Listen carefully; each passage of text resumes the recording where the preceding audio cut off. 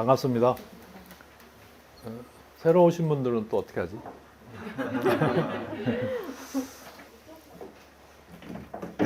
자, 오늘은 이제 이중섭, 대향 이중섭 그 전에 첫 강의 때도 이제 말씀을 드렸는데 이중섭이 이제 말년에 여기 누상동에서 작업을 하고 개인전을 미도파에서 하시고 그다음에 이제 그 고통 그 후유증으로 이제 돌아가셨고요. 저는 이 박수근이 창신동에서 6.25 후에 창신동에 터를 잡고 이제 작업을 한옥 대청마루에서 작업을 하셨는데 그 창신동이 내 책에도 동대문구라고 써놨더라고요. 그래서 엊그제 백남준 그 기념관에 가봤더니 거기도 창신동인데 분명히 동대문 밖인데 종로구로 돼 있더라고요. 그래서 그냥 개념적으로 아는 거하고 확인하는 게 필요하다 이런 생각을 했네요. 그 책은 절판돼 갖고 수정도 못 하고 그냥 가게 생겼네요. 그래서 그리고 이제 아까도 말씀드렸는데 또 석파 2항을 또 빼뜨렸네요. 그죠? 그래서 앞으로 이제 또 기회가 주어지면 이 화가들에다가 또 10명의 화가들을 이렇게 짜가지고 강의를 할 수 있겠다 생각이 드는데 이거 이제 다음 사람한테 넘겨야죠. 뭐. 그 다음에 이제 임자가 종로구청장이 나를 또 쓸 것 같지는 않고 이중섭은 다 아시는 부분이고 우리가 지지난주까지는 저쪽 부암동에서 무계원에서 이제 강의를 했었는데요. 그 무계원에서 본 마지막 날 우연히 이제 그 무계동 바위 그 옛날 현진건이 살았던 그런 집이고 무계정사라고 안평대군이 살았던 곳인데 거기에 이렇게 무계동이라는 바위 글씨가 있어요. 예. 우연히 그 집안에서 일하는 사람이 있길래 문 좀 열어달라고 그랬더니 열어주더라고요. 그래서 바위를 보고 거기서 본 백악이에요. 우리 청와대 뒷산, 경복궁 뒷산이죠. 이렇게 이제 풍경이 전개돼요. 여러분들 못 보신 거죠. 그리고 거기서 본 이 백악에 이 그 남근 바위가 이렇게 있고 이 용룬이 바위가 이렇게 아래로 깔리는데 아무튼 가을 정취를 그동안 이제 거기서 4번 강조하면서 스케치한 것들 혹시 인스타그램 하시면 제가 이걸 금주 초에 인스타그램에 올렸고요. 그다음에 그 메모를 하시면 좋은데 바로 뉴스라고 12월 1일자로 창간하는 인터넷 신문이래요. 거기에 지금 쭉 연재를 하고 있어요. 이제 거기에 바로 뉴스를 치고 들어가서 이제 창간 신문이어갖고 그 대표가 댓글 부대를 좀 봉헌했으면 좋겠다고 그러더라고요.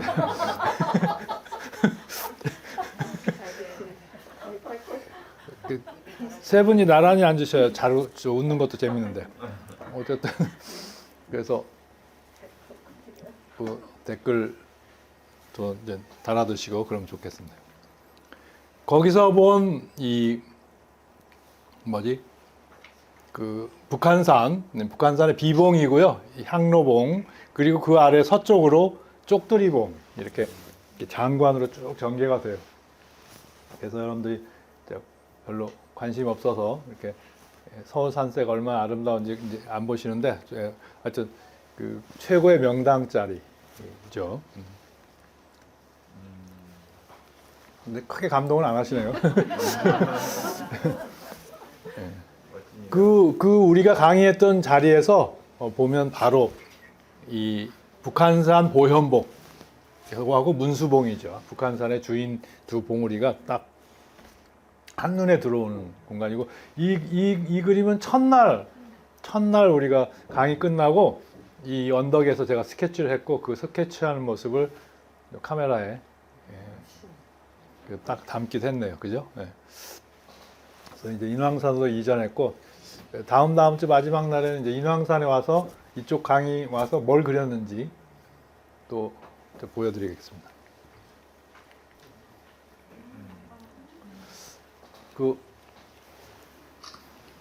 이건 댓글 부대 아닌 사람이 썼는데 바로뉴스에다가 이 해바라기를 보고 한번 보세요. 들어가서 정말 잘 썼어요. 방고의 해바라기는 여름을 태워버린 그런 정열이 느껴졌는데 이 해바라기는 이 가을에서 겨울로 가는 쓸쓸함이 묻어난다고 이렇게 반고하고 비교를 해줘서 거기 반고의 한 10,000분의 1만 했으면 좋겠어요. 그죠? 반고의 10,000분의 1만 해도 몇백만 원대 그림값이 가는데. 근데 저렇게 그림 그리고 옆에 글을 쓸 때 글이 틀리면 어떡해요? 글자가 틀리거나 마음에 안 드시는 글씨체는? 아, 글이 틀리면 틀린 대로 그냥 써요. 괜찮아요. 뭐 그 작품이 아니니까. 작품이긴 해도 틀릴 때도 많아요. 근데 문장이 안 될 때도 많아요. 그냥 놔둬.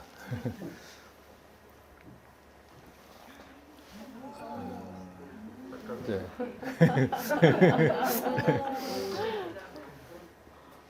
이건 팔아먹었네요. 강재료가 적으니까 이제 이런 걸로라도 이제 땜빵질을 해야 돼. 어떤 그림에는 그 인장을 찍고 어떤 그림은 요것만 유일하게 찍었죠. 이건 이제 팔아먹으려고, 팔려고. 다른 그림은 아직 안 팔았어요. 그러니까 그 누가 사간다면 이제 도장을 찍어주기도 하고, 그다음에 선생님 색칠도 좀 해주세요. 그러면 색칠도 해주고. 그 제 꿈 중에 하나가 이제 소박한 가까운 꿈 중에 하나가 넓은 그 갤러리를 하나 빌려갖고 그림 드로잉 이거를 쫙 펼쳐놓고 원하는 거 찍어 사고 원하는 대로 색칠해달라면 색칠해주고 도장 찍으라면 도장 찍어주고 이런 쇼를 한번 해보고 싶은데 될지 모르겠어요. 이제 서양화가 우리가 지난 시간까지는 이제 청전 소정, 청전 이상범을 중심으로 해서 전통회화의 그 변모를 살펴봤죠. 그러니까 전통회화의 근대화, 윤두서부터 청전 소정까지 일괄해서 쭉 이런 흐름을 살펴봤습니다. 이런 기간에 이제 20세기에 들어서서 본격적으로 이제 일제 강점기가 되고 그다음에 서양 문명하고 서양 문물하고 이제 조우가 이루어지죠. 그러면서 이제 첫 번째 동경미술학교 유학과에 입학해서 서양화를 배운 사람이 바로 이 고희동입니다. 고희동. 이제 고희동 오른쪽은 이제 지금 동경예술대학에 소장돼 있는 미술관에 소장돼 있는 동경미술학교 졸업작품이에요. 동경미술학교 졸업하려면 자화상 하나하고 100호짜리 인물상을 그리는 게 이제 그 과제인데 그 중에 졸업작품으로 그려진 거고 그 졸업작품으로 자화상을 내려고 여러 점을 그렸나 봐요. 그래서 국립현대미술관에 한 2점 또 자화상이 있는데 고희동은 그림을 잘 못 그린 것 같아요. 우리 근대미술사의 서양 미술의 그 공부를 조금 시작부터 잘못된 것 같습니다. 이 고희동으로부터 시작한 게 오류죠. 고희동이 이제 총독부 촉탁을 하고 있을 때 동경미술학교는 평균 오수예요. 그 미술대학에 입학하는 게. 그래서 하도 이제 외국인들이 입학하기 힘드니까 동경미술학교의 정책으로 대만인하고 한국 조선인 한 사람씩을 특례 입학으로 이제 공문이 총독부에 내려갔는데 그 공문을 본 사람이 고희동이었어요. 그래서 그 임자야. 그래서 이제 본인이 유학을 갔어요. 그래서 저는 보면 왼쪽 자화상, 현대미술관에 있는 자화상하고 동경예술대학에 있는 자화상하고 비교해 보면 오른쪽 건 제법 잘 그렸죠. 왼쪽 건 좀 잘 못 그렸어요. 별로야, 그죠? 근데 보니까 그때 동경미술학교는 그 교수제야.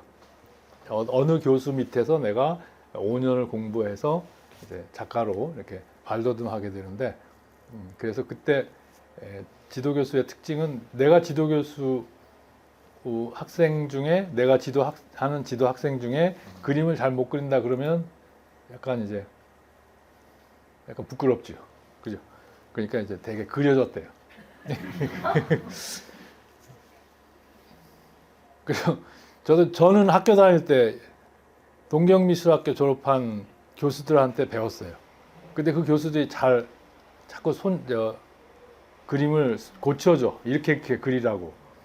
이제 그때 분위기는 이제 모더니즘도 막 발전하고 할 때라, 이제 동경미술학교 나온 교수가 이렇게 할배 교수가 이렇게 수정해주면 교수가 나가신 뒤에 그걸 싹 지워버려요. 그래서 그랬던 기억도 있어요. 어쨌든 이제 그런 모습의 고이동이 결국은 유화를 때려치고 수묵화가로 나가고 화단의 이제 원로로 그 역할을 하면서 이제 어떻게 보면 그 우파 미술계를 이제 이끌었죠.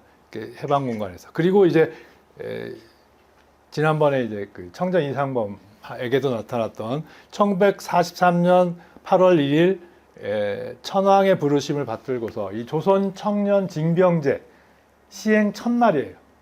그 첫날 기념으로 동경미술학교 특례 입학자 첫 번째 입학자를 포스트에 내세워 갖고 이 매일신보에 이 그림을 그리게 했죠. 그래서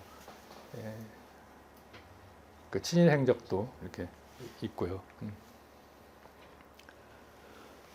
그 원서동에 가면 이제 고이동의 집이 있죠. 거기 고이동의 집을 잘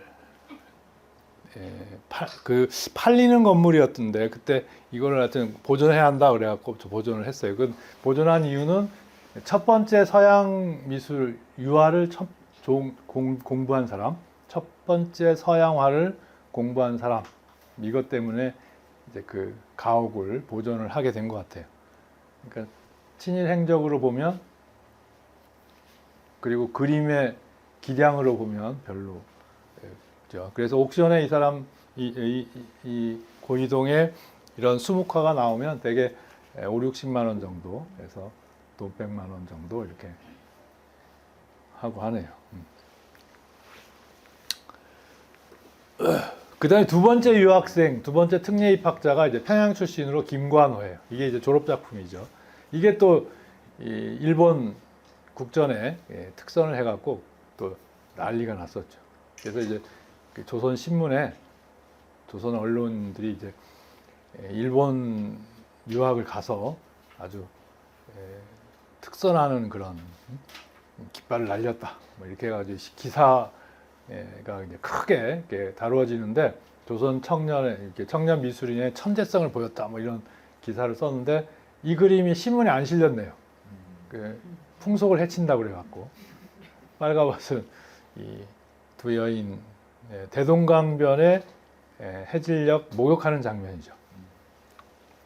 여기서 이제 그 인상주의, 그죠? 인상주의적인 동경미술학교가 인상주의를 기반으로 한 아카데미즘이 형성된 거를 보여주고, 그 다음에 이제 고이동이 1916년 고이동이 아니고 김관호의 1916년 졸업 작품인데 이제 우리 조선 여인의 몸매를 아주 진솔하게 담고 있어요. 한 되게 5.5등신 정도의 그 몸매에다가 무다리에 허리가 가슴이나 엉덩이하고 거의 비슷한 그 드럼통형의 정말 리얼하게 그렸죠, 그죠? 그래서 이제 특선을 했고, 이 김관호도 그림 유화 작업은 안 했어요. 돌아와서는 그냥 약간 그 양반 풍류적인 그런 삶과 함께 주로 서예 작품을 많이 남겼네요. 서예를 쓰고 그림은 별로 안 그린 것 같아요. 이게 이제 1910년대 정황인데 1930년대가 되면 20년대 이후에는 이제 조선인 학생들의 경쟁이 많이, 그러니까 진학률이 높아지면서 많은 학생들이 동경미술학교에 진학하고자 하는 그런 속에서 특례 입학제가 없어져. 이제 실력을 겨루는 거죠. 그 중에 이제 재수하지 않고 고3 그냥 고등학교 졸업하자마자 입학한 실력자가 김인승이에요. 김인승. 그래서 김인승의 이 나부는 졸업작품이면서 동시에 아마 일본 전시에 역시 입선한 그림인데요. 아까 김관호 그림에서 김인승 10년대에서 30년대로 오면 몸매가 확 바뀌었죠. 이거는 이제 그리스 로마에 나오는 8등신 미인이에요. 7등신, 8등신 미인에다가 얼굴은 서양 이미지를 가진 일본 여성이죠. 그죠? 그래서 이 비너스형의 몸매에 그런 누드상이 그려진 거죠. 그래서 그때 저희 학교 다닐 때 동경미술학교 나오신 이제 노인 교수죠. 교수가 수업 시간에 한 얘기 중에 기억나는 게 유학 갔다 와서 이제 그림을 트럭에다 싣고 와서 집에 창고에 넣어놓고 아버지가 오셔갖고 이렇게 보시면서 이런 망할 놈 돈을 쳐들여갖고 동경미술학교를 보냈더니 맨 빨가벗은 여자를 빨가벗은 여자만 잔뜩 그려온 거야. 그죠?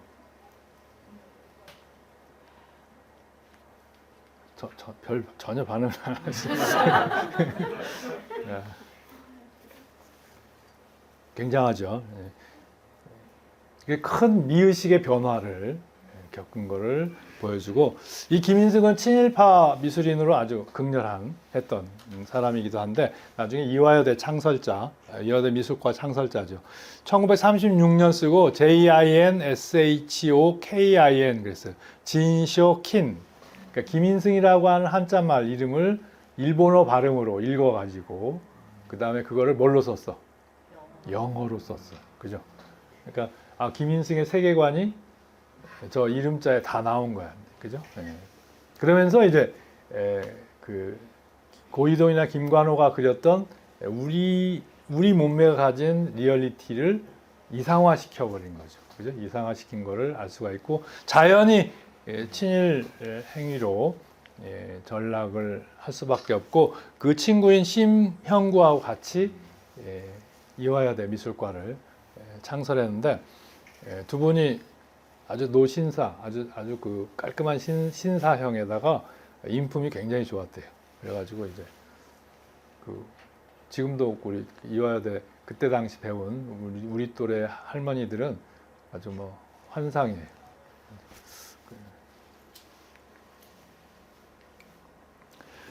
그리고 이제 바로 이 오지호가 인상주의를, 아카데미즘의 인상주의를 토대로 해서 이 인상주의를 이제 한국적인 인상주의풍으로.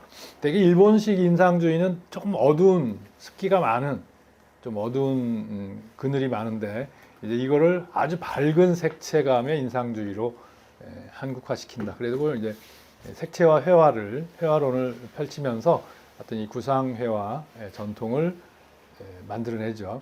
이 오지호는 동경미술학교 나오자마자 이제 친구인 김주경하고 송보, 개성의 송도 고보 미술교사를 하면서 이제 그 당시 일제시대의 개성은 비교적 해방구의 역할을 했어요. 그래서 왜냐하면 조선시대부터 이미 상당한 경제력을 갖추고 있어서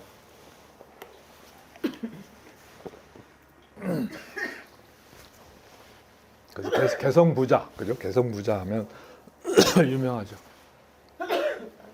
지금 개성부자로 큰 기업체가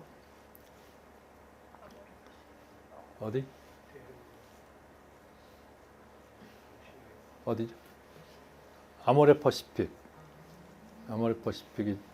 지금 중국하고 이 코로나하고 중국 이 문제 때문에 요즘에 좀 힘들다고 그러는데, 어쨌든 그래서 광주 출신이 이제 화순 동복 출신이지만 바로 이제 이 인상주의의 개념과 기법을 한국적인 형식으로 정착시킨 화가로 꼽히죠.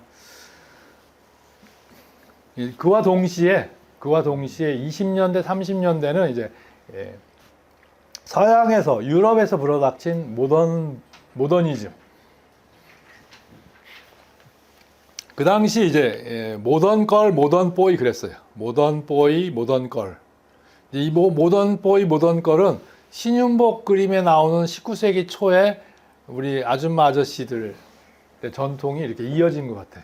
그러니까 어떻게 보면 뭐 조선시대와 19세기와 20세기에 이제 우리가 단절을 흔히 얘기하는데 또 이런 이게 계승 부분도 있는 것 같아요. 그래서 그런 모던 보이의 모던 보이, 모던 걸의 이제 출현이 유럽 뭐 런던이든 파리든에서 분 바람이 도쿄를 거쳐서 이제 경성에 들어온 거죠. 그 아주 빠른 시간 안에 이렇게 흡수가 된 것 같습니다. 그러면서 정연웅이 그린 여성이라는 표지 잡지인데요. 그래서 이 조선 여성 잡지의 이미지는 전형적인 이제 일본 미인형이죠. 결한형의 일본 미인형이고, 그리고 이제 이 신시대라는 잡지의 입술 립스틱 광고인데요. 여기에 카피가 순입봉적이고 건강적이고 네트하게 아름다운 베니 이렇게 해서 이렇게 우리 조선 여성의 미의식 혹은 조선인의 미의식을 완연하게 이제 일본화 시키려는 그런 의도가 이런 잡지를 통해서 표출이 됐죠.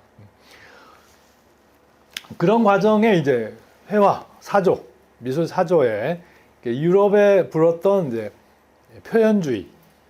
표현주의가 가장 많이 유입됐고, 그 다음에 이제 그 외에 이제 초현실주의, 추상주의 이런 것들이 함께 한꺼번에 쏟아지죠. 모던 걸, 모던 보이, 그다음에 20세기 초반에 새로운 현대 미술, 그러니까 큐비즘, 포비즘, 앱스트럭셔니즘, 슈리얼리즘 이런 사조들이 수용이 됐는데, 그 중에 조선 사람하고 가장 이렇게 그 감각적으로 맞아 떨어진 게 이 표현주의 같아요. 표현주의. 그래서 구본웅이 그린 오른쪽은 친구의 초상. 뭐 가장 친한 친구가 우리 모던 시의 그 대표 시인이었던 이제 이상. 근데 이상을 그린 걸로 이렇게 보기도 하는데, 왼쪽은 이제 여인의 초상이고, 그러니까 야수파적인 요소하고 표현주의적인 요소가 이제 함께 수용된 거죠. 사실은 이 구본웅도 바로 여기 이 골목에 살았어요. 우리 지금 여기서 사직단 쪽으로 가는 골목에서 살았어요. 마지막 날 답사할 때 뭐 위치가 어딘지는 정확하게 찝히지 않지만 아무튼 이 골목을 왕래하면서 약간 소아마비를 앓았었죠. 그래서 아무튼 그리고 이제 이 30년대 유학생들, 이제 이 20년대 동경미술학교를 진학했던 사람들과 달리 30년대에는 두 가지, 하나는 동경미술학교를 가서 모더니즘에 빠진 경우하고, 또 하나는 일본 대학, 좀 더 진보적인 성향의 대학으로 진학해서 모더니즘과 조우하는 그런 양상을 보이는데, 그 대표적인 사람이 이제 김한기죠. 김한기의 추상, 기하학적인 추상화를 지금 보고 계신데, 30년대 이때 이제 일본에 불어닥친 이제 사조와 불어닥친 그런 유럽의 사조들이 이제 젊은 청년 작가들에게 영향을 미치고, 그들이 이제 만들어진 단체 이름이 자유텐이에요. 자유텐. 그러니까 자유미술협회. 이게 이제 자유라는 표현 때문에 이제 일본 군국주의가 이제 탄압을 하자 창작미술협회로 이제 이름을 바꾸는데, 바로 이제 이 자유 표현이죠.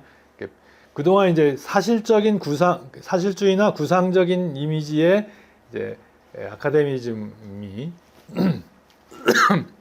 형성이 됐다면, 보다 이제 그거를 틀을 깨는, 그죠? 틀을 벗어나는 그런 자유로운 표현, 자유로운 어떤 창작 욕구의 분출을 시켜내는 그런 결과를 가져오기도 했죠. 아무튼 이런 표현주의와 추상주의가 30, 40년대 우리 젊은 작가들에게도 영향을 미쳤고, 바로 이제 이 김한기, 그 다음에 이제 오늘 할 이중섭, 그 다음에 이제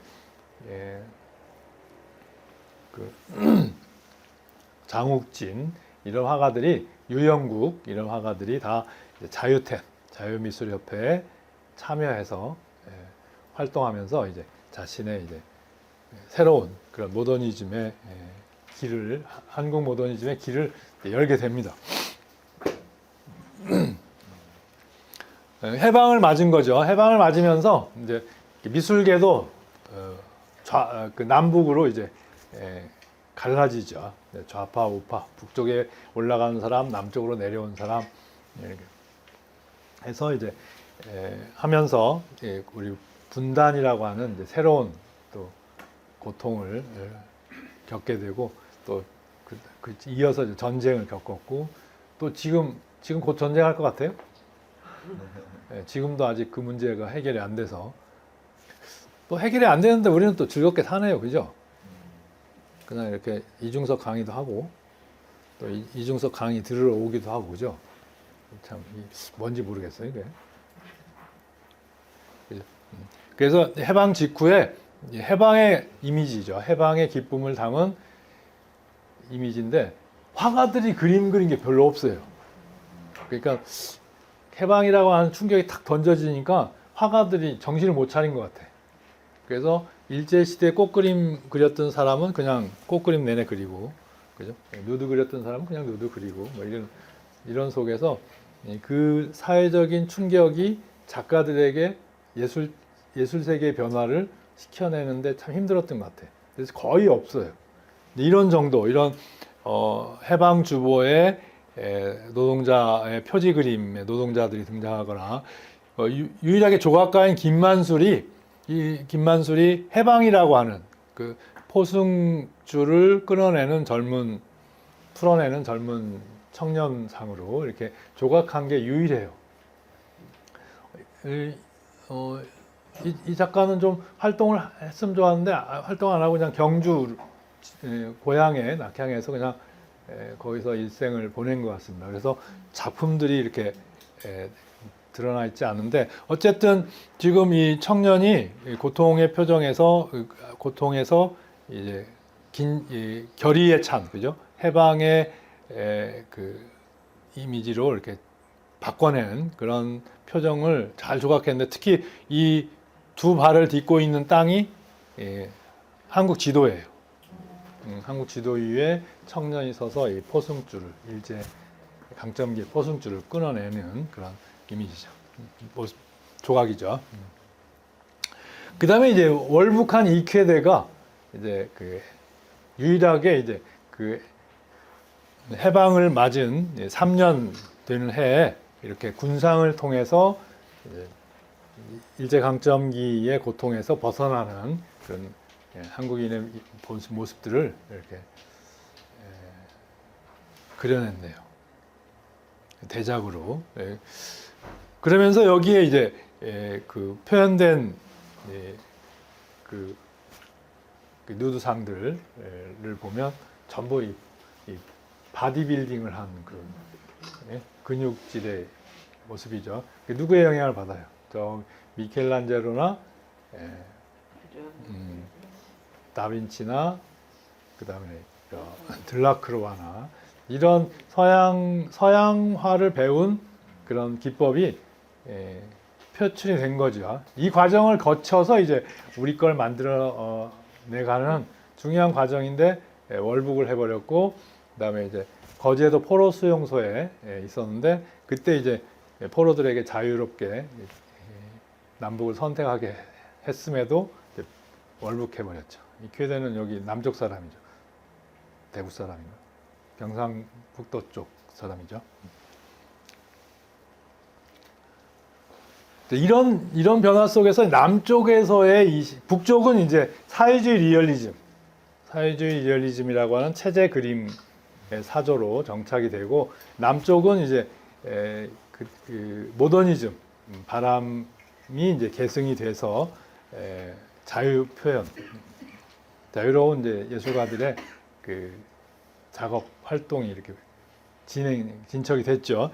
그런 가운데 20세기 전반, 중엽, 20세기 중엽이죠. 20세기 중엽, 아니면 20세기 전체를 통틀어서 어쨌든 이 서양 미술, 아카데미즘이든 인상주의든 모더니즘이든을 수용해서 가장 한국적인 그 회화 형식을 창출한 화가로 이제 박수근, 이중섭을 꼽고 거기에 이제 좀 더 모던한 방식으로 김환기.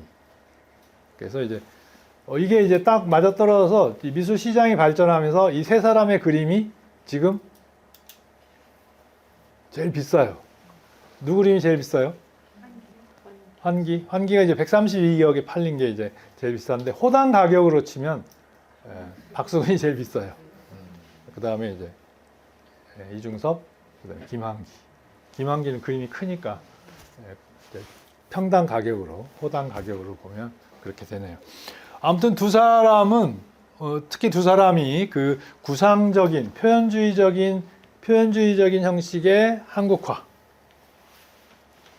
이제 되게 평가를 하는데요. 아무튼 두 사람이 상당히 대조적이에요. 지난번에 청전과 소정이 그랬던 것처럼, 그죠? 예. 그래서 박수근은 청전에 해당되고, 그 다음에 이중섭은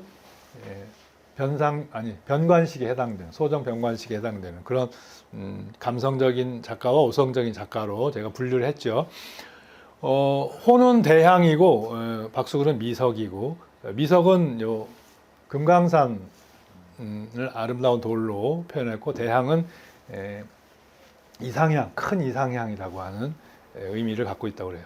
아무튼 박수근은 과묵으로, 이중섭은 격정으로, 박수근은 이 재질감이 두텁고 색선이 절제된 표현을 한 데 비해서 아주 강렬하죠, 이중섭은. 그리고 이중섭은 워낙 이제 대중성을 갖고 있고, 특히 이제 문인들이 구상, 그 다음에 고은, 뭐 김광림 이런 시인들이 이제 평전들을 썼고, 영화, 연극 이런 걸로도 이제 나왔죠.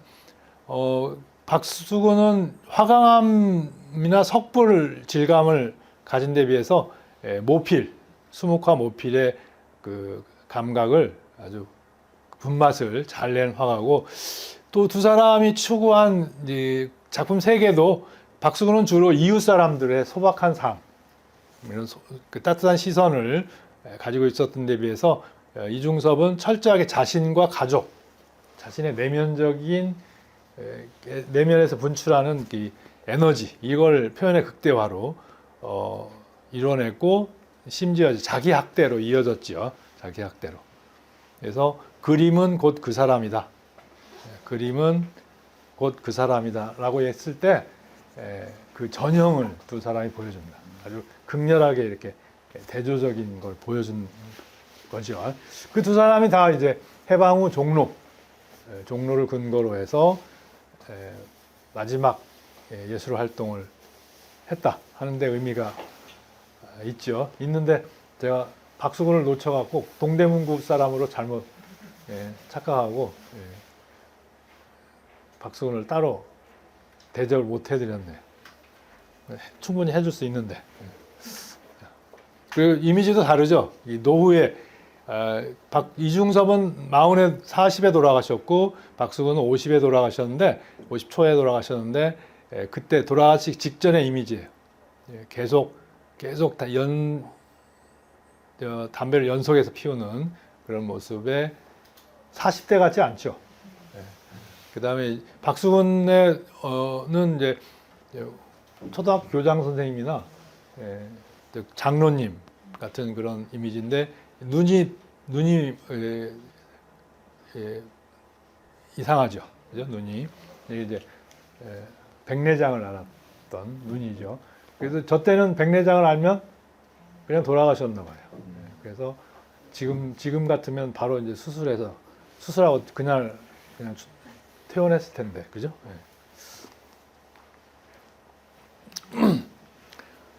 지금부터 이중섭을 살펴보겠습니다. 지금 보시는 그림들은 강서대묘의 천정화예요. 이중섭 시대의 엽서로 만들어진 강서대묘 그림이죠. 이 고구려 고분벽화 중에 남평양 지역에서는 맨 처음 발굴이 된 거죠. 발견이 된 거죠. 그래서 고구려 후기에 산과 봉황을 타고 나르는 신선, 기린, 그다음에 비천 이런 그림들을 보고 계신데, 이 강서대묘는 청룡, 백호, 주작, 현무, 중앙에 황룡이 그려진 대표적인 고구려 후기 7세기 전반 사신도 고분이죠. 그 전통을 그 평안도 출신으로 이제 이중섭이 타고나는 거예요. 그 기중섭은 평남 조은면 송천리, 그 조은은 좋은 산이라고 하는 아래에 그 송천리, 조은은 그 아침 구름이 이렇게 피어오르는 곳이고, 송천리는 소나무 솔밭숲이 천리 있다라는 거예요. 그죠? 아니면 소나무 천그루가 있다. 뭐 이런 천리는 아니겠고, 그죠? 소나무 천그루가 있다 이런 뜻일 텐데, 청천강변의 묘양산맥 아래 서쪽으로 청천강과 그 평야지대가 펼쳐지는 그런 풍요로운 곳이고, 거기에 큰 부자 만석군 집 아들로 태어나요. 그 아들로 태어나서 다 그 형제들이 다 공부 잘한 것 같은데, 평양 제1고보가 이제 진학의 목표일 텐데 평양 제1고보에 떨어져. 그게 이제 이중섭의 첫 번째 트라우마네요. 그러더니 이제 어딜 들어갔냐면 오산고보에 들어가. 정산에 있는 오산고보. 지금 오산고등학교는 어디 있어요? 여기 버티고개, 버티고개 쪽에. 그 오산고보에 오산고보는 이승훈이 만들어서 대이상향을 교훈요. 학교 목표를 대이상향을 구축한다. 해서 만든 학교죠. 그리고 여기에 마침 우리나라 첫 미국 유학생, 그것도 이제 아이비 리그에 해당되는 그 예일대학 미술과 출신인 임용년이 미술교사를 왔었어요. 그러니까 이중섭이 나올 수 있게 선생을 만난 거죠. 또 임용년의 부인, 임용년은 별로 족적이 없어요. 그림도 안 남아 있고, 근데 하여튼 이중섭의 스승이었기 때문에 이제 미술사 이름이 남네요. 근데 부인이 백남순이라고 하는 부인이 상당히 작업들을 많이 했고, 미국에 살면서 작업들을 좀 남기고 있는데, 국내 미술계에는 잘 연계되어 있지 않죠. 이건희 컬렉션의 이 백남순의 파라다이스라고 하는 그런 유화로 그린 병풍 그림이 이제 대표작으로 지금 전하고 있죠.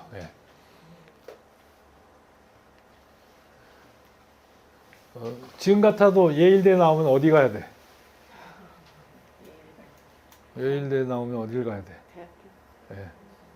스카이 대학의 교수는 가야 하잖아요. 그죠? 근데 어디로 갔어? 저 정산 촌 구석에 고등학교 선생으로 갔어요. 이게 이제 사실은 아주 중요한 포인트야. 그죠? 일제시대에 일본 유학을 갔다 온 사람들이 경성에 남은 사람이 많지 않고, 다 자기 고향이나 지역에 가서, 오지호나 김주경 이런 동경미술학교 출신들이 송도고보 교사로 가요. 물론 대학이 없었으니까 그런 점도 있고, 그래서 이 근대 사회의 지역 균형과 지역의 이 발전이 되는 듯 싶었는데, 6.25 이후에 깨져버렸죠. 그리고 특히 이제 이 자본주의가 크게 이렇게 발전하면서 싹 어디로 몰려? 서울로 몰려. 나까지 그냥 서울로 와가지고.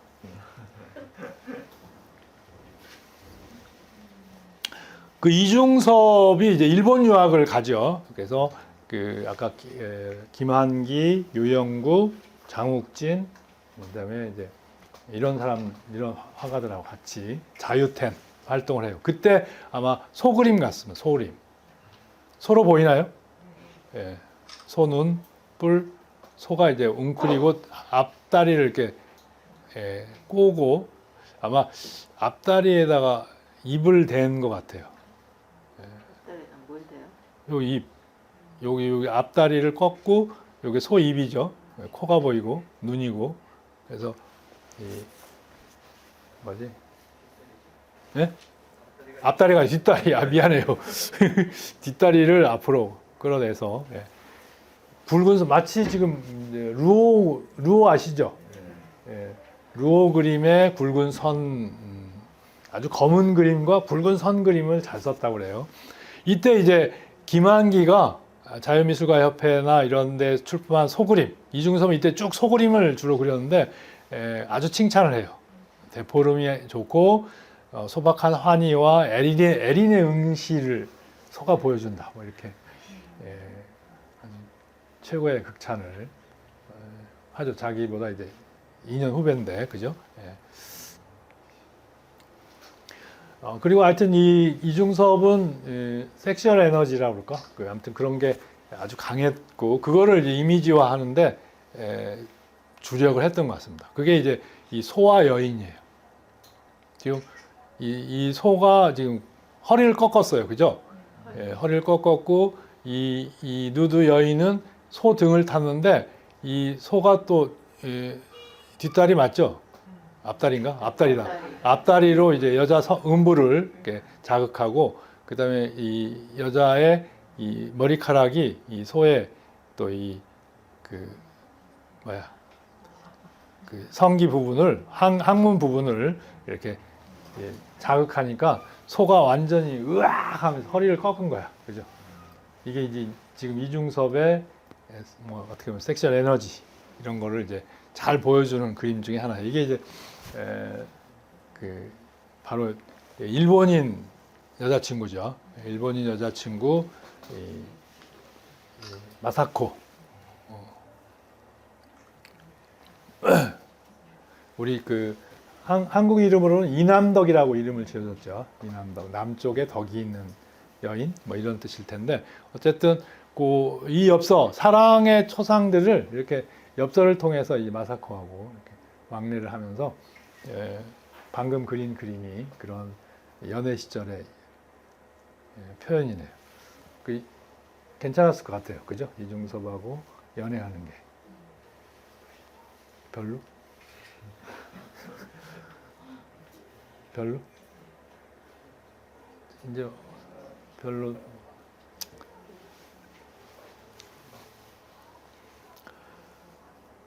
아무튼 마사코와 사랑에 빠진 이중섭은 40년부터 이제 관제엽서 그녀에게 이제 그림을 그려서 보내는데 4년 동안 100점 정도를 그렸대요.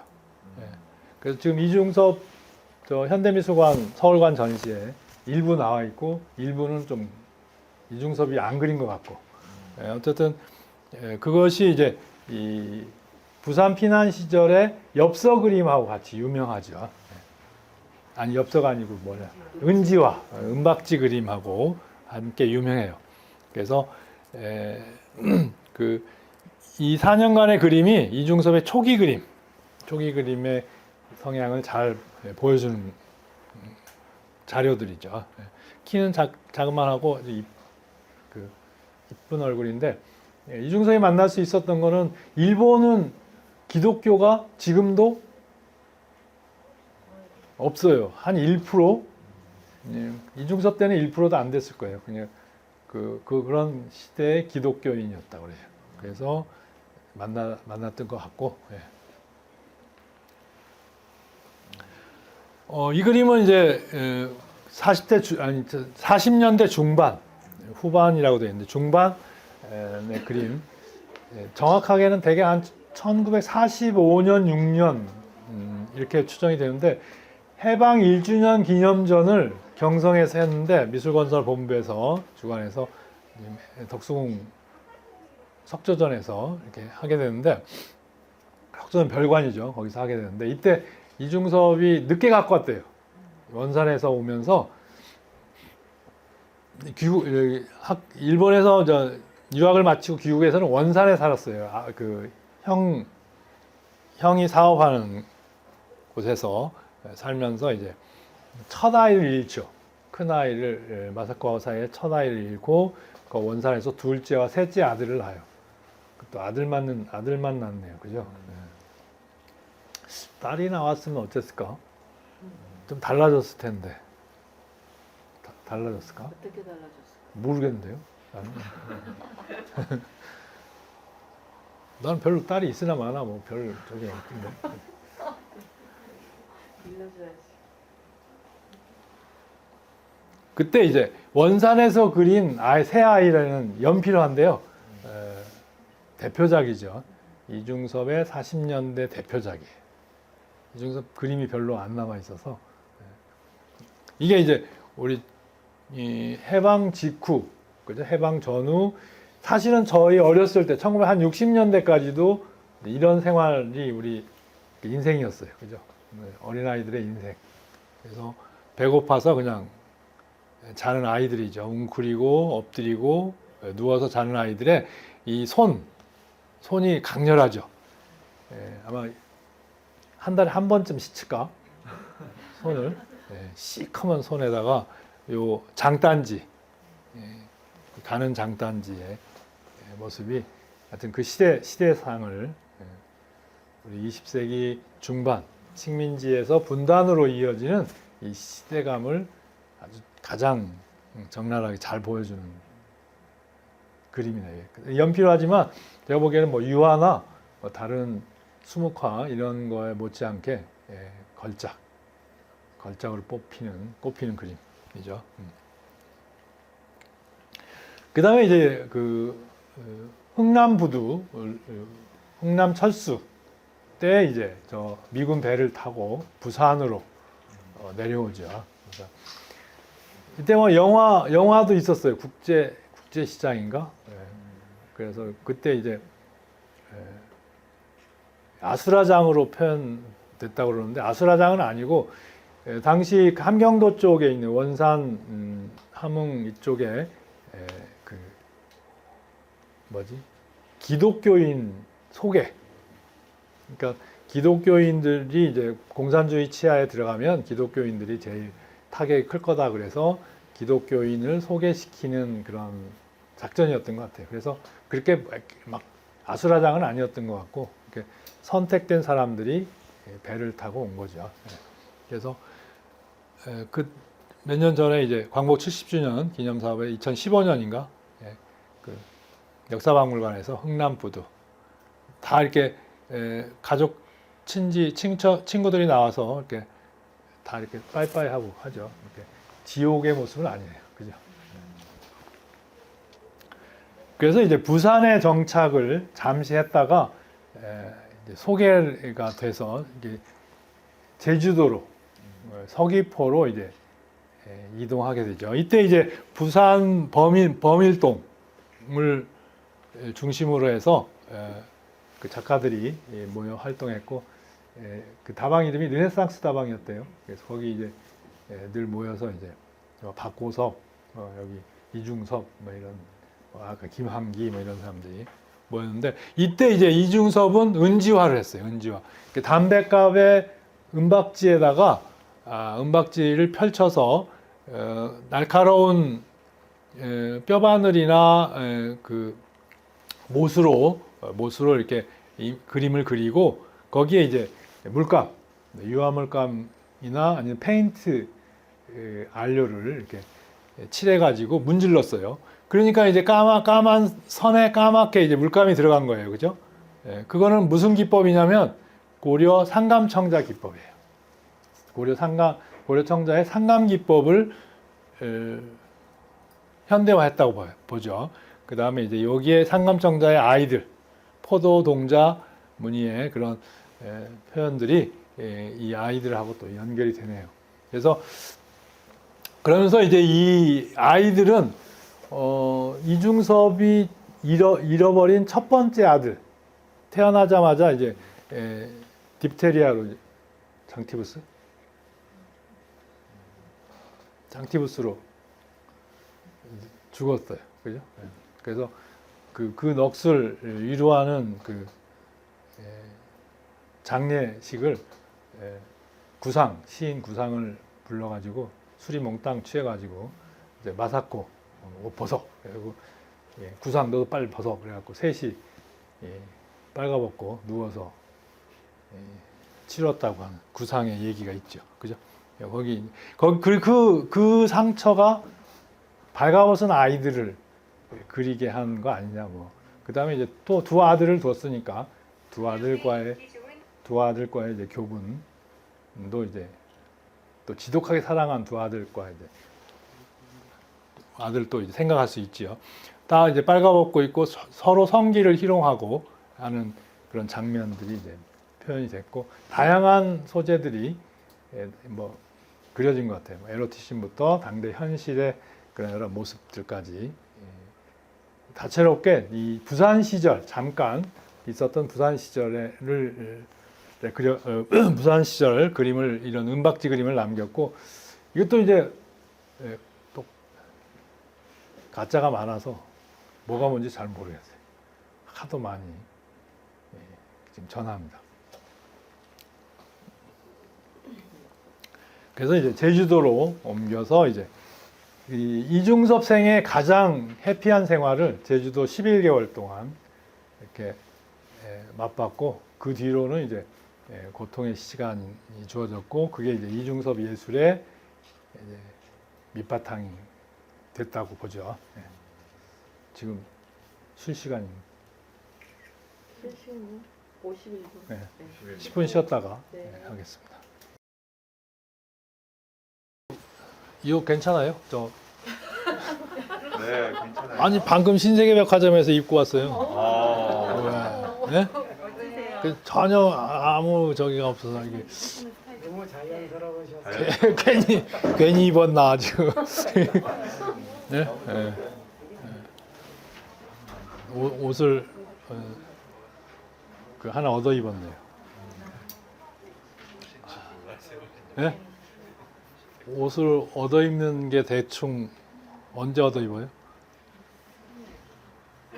중매 예? 주례. 중매? 중매보다 주례. 예, 주례 쓴 지 10년 만에 옷을 하나 얻어 입었는데. 그때는 안 해주더만.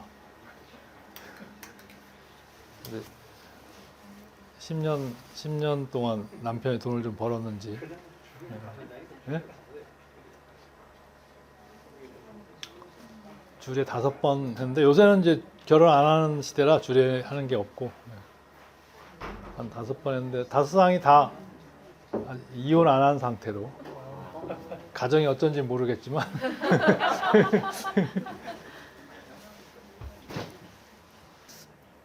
그 이중섭이 조금 더 오래 살았으면 그죠 그 빛나는 작품들을 좀 쏟아냈을 텐데. 예. 밀양에서 일본 갔으면 더 재밌었지 않을까요? 밀양. 그래서 일본에 남았으면 예, 예, 그럴 가능성도 있죠. 예.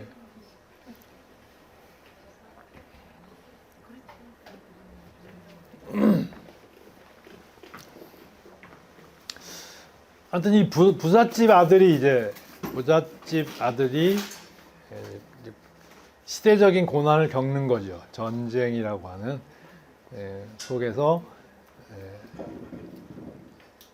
어쨌든 그러면서 제주도에서 상당히 평화로운 행복한 시간을 보냈다. 되게 이렇게 얘기하는데 제주도 서귀포에 이 김순복 가옥 여기 이제 아들인가가 미술교사였어요. 거기서 51년 3월부터 12월까지 11개월을 여기 살면서 요 김순복 가옥의 요 오른쪽 이 정지가 있는 단칸방 여기서 넷이서 살았어요. 거기 그때 시절의 얼굴이고 거기에 뭐 이중섭 소의 말이라고 하는 이중섭 시를 여기에 이제 걸어놨는데 이때 썼는지는 잘 모르죠. 어쨌든 높고 뚜렷하고 참된 숨결 나려나려 이제 여기에 곱게 나려 두북두북 쌓이고 철철 넘치소서 삶은 외롭고 서글프고 그리운 것 아름답도다 여기에 맑게 두 눈 열고 가슴 환히 해치다. 이런 이중섭은 글이 없어요. 글을 남기거나 자기 예술론을 별로 이렇게 표현해낸 게 없어요. 그러니까 어떻게 보면 그 진정 화가 같아요. 오로지 이 형상 이미지로만 자신을 쏟아낸 그런. 그리고 유일하게 쓴 글들은 이제 다 부인하고 아이들한테 쓴 편지. 거기에 이제 이중섭 미술관이 서는데 거기 많은 여러 이제 주요 갤러리에서 기증해가지고 그림들을 전시하고 있는데요. 그림과 이제 사진들을 전시하고 있는데 그림들은 다 시원찮아요. 잘 모르겠어요. 거기서 본 섭섬이 보이는 풍경입니다. 그 서귀포 이중섭이 그 머물렀던 그 초가집에서 바라본 서귀포 풍경이죠. 초가집들이 있고 섭섬이 멀리 보이고 이중섭의 그 붓터치나 형상을 표현하는 방식은 표현주의 방식.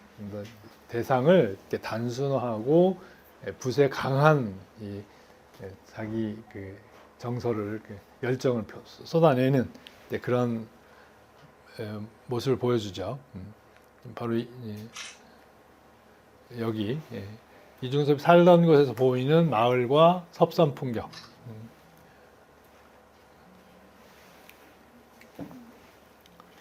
그러니까 근경을 과장해서 섬 풍경을 이렇게 가운데 놓고 있죠.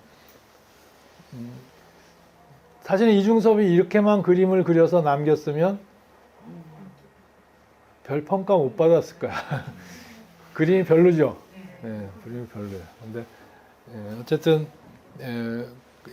이렇게 자기 방식, 그 자기 방식인데 서양의 모더니즘을 수용하면서 동시에 고구려 고운벽화나 그 다음에 우리 민화나 이런 그 표현 방식 이걸 이제 수용하는 거죠. 같이 이제 전맥하는 거죠. 이게 이중섭, 박수근 그 다음에 이제 김한기에 나타나는 특징이고 그 당시 뭐 구상을 했던 서양화를 했던 사람들이 뭐 금강산을 그린다든지 이런 걸 안 하면서도 그다음에 조선적인 것의 표현 방식이 뭐냐, 조선적인 것의 조형미가 뭐냐 이런 고민들을 다 함께 했던 거죠. 그래서 그려진 그 은박지의 소재를 유화로 표현해낸 그림 중에 하나인데 빨가벗은 아이들, 그 다음에 산, 복숭아, 그 다음에 복숭아 꽃 이렇게 해서 이제 그린 그림이죠.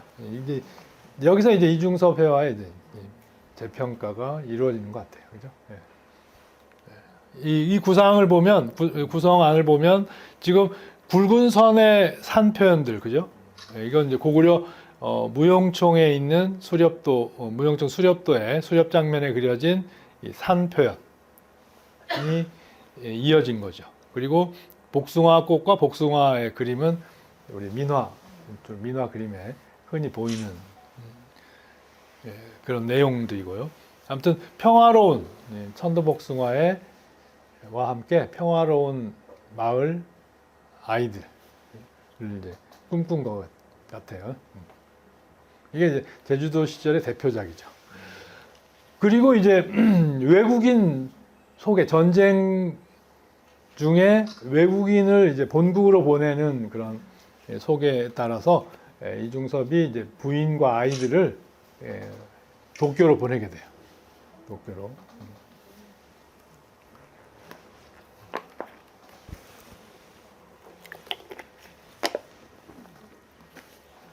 아까 선생님 말씀처럼 그냥 이중섭이 도쿄로 같이 갔으면 어땠을까?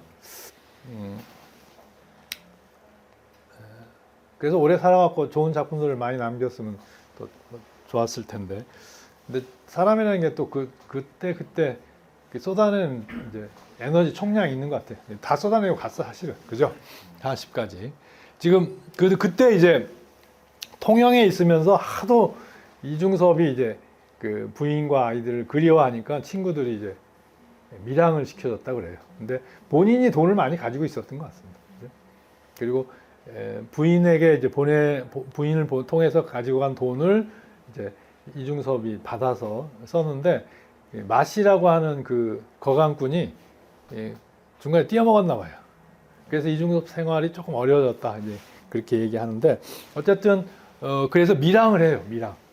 그래서 가서 잠시 부인과 아이들을 만나고 돌아오는 이 밀항 작전을 펴내요. 그러니까 그때 당시 밀항을 했다면 사실은 엄청난 아마 돈을 가지고 있었다 이런 생각도 들어요. 그죠? 그래서 현해탄이라고 하는 지난번 국립중앙박물관에 있었던 누구지? 이건희 기증전에 나왔었죠.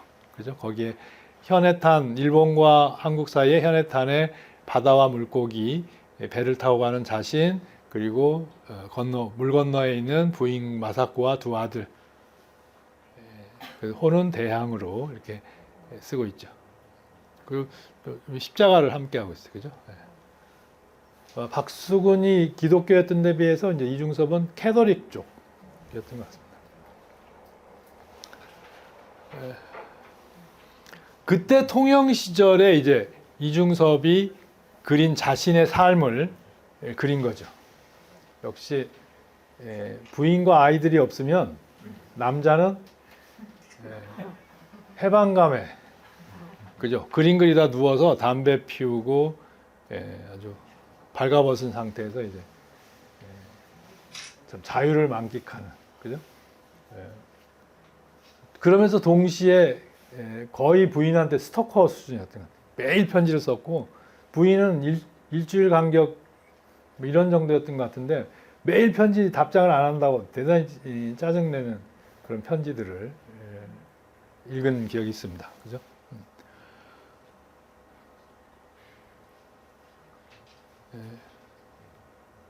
그 남자에겐 이 자유가 최고죠.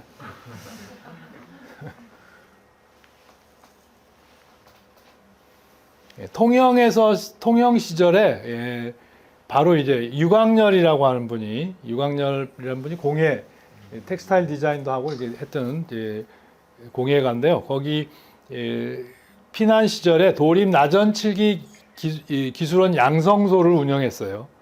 그때 이제 이중섭을 받아서 대상을 소묘를 가르쳤다고 해요. 어쨌든 거기에 이중섭이 피난 시절 작품 활동을 하였던 곳이라고 하는 표시석은 있는데 요 집이 피난 시절에 이중섭이 이제 소묘를 가르치고 그림을 그렸던 공간이네요. 이거 지금은 없어졌어요. 이거는 지금 한 10년 전 가라오케 DVD 방이었는데 여기에 다행히 이 횟집 바다마을이라고 하는 횟집 주인이 진주시 그 문화예술과 국장 출신 퇴임한 사람이라고 그래요.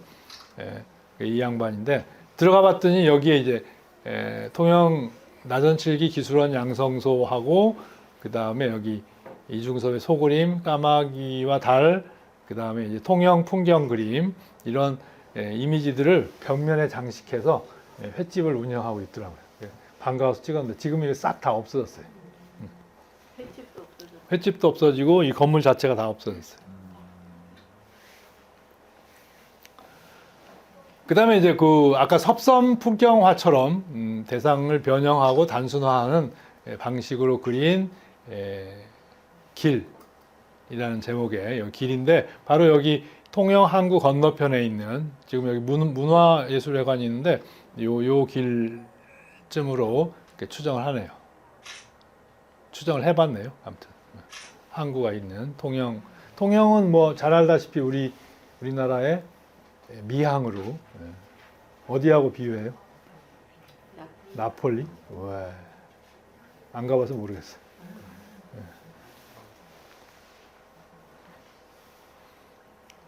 제가 2010년, 11년 이때 이제 조사 가서 찍은 사진인데 바로 여기에 호심다방이 있었고 지금도 그 다방이었어요. 지금은 이거 완전히 다 밀어버렸어요. 싹 다 밀었어요. 그래가지고 없는데 여기에서 이제 여기서 이제 이중섭이 그 기술 양성소 이제 소묘 가르치면서 그 지역 화가들하고 전시를 했나 봐요. 54년 3월 호심다방에서 4인전을 했고 그때 이제 그때 사진을 누가 찍었냐면 유광열 선생이 찍었는데 유광열 선생은 이제 전쟁 후에는 홍대 교수를 했고요. 그래서 그 유품에서 이 사진이 나왔대요. 그래서 그때 이 뒤에 소 그림이 여기 이제 발굴된 거죠. 종이에다가 그린 이와 소, 웅크린 소. 하여튼 이중섭은 처음에는 스페인 소나 그 루오 같은 표현 방식의 소였다가 이제 조선 소로 50년대, 54년 통영 시절 소 그림을 그리면서 조선 소를 그리게 되네요.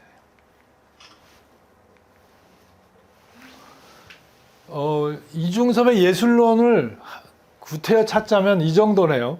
그 자기 부인과 아이들에게 보낸 편지. 예술은 무한의 애정 표현이요 참된 애정으로 차고 넘쳐야 비로소 마음이 맑아지는 것이요. 이런 정도가 이중섭의 핵심 예술론.